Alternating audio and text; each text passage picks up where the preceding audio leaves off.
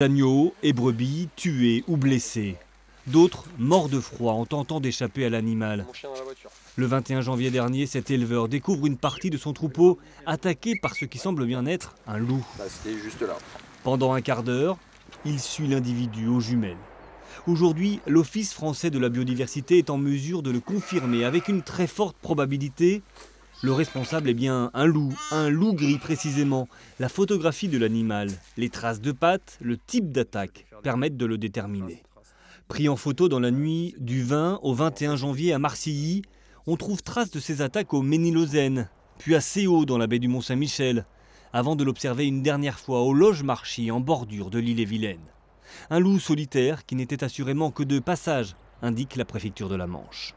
Là, on est sur une zone avec des herbus, avec la mer qui recouvre toute une partie de cette zone-là. C'est vraiment pas une zone favorable même pas une installation, mais à ce qu'un loup puisse prospérer sur cette zone-là, bien sûr. Il y a 2 ans, un animal avait déjà été aperçu plus haut dans le département. Mais c'est la première fois depuis 1 ou 2 siècles que l'on observe un loup à proximité de la merveille. Une cellule départementale de veille se réunira en mars pour faire le point sur ces attaques. En attendant, les éleveurs concernés pourront toucher des indemnisations pour compenser les pertes subies. En janvier, 7 agneaux avaient été tués et 16 brebis et agneaux blessés.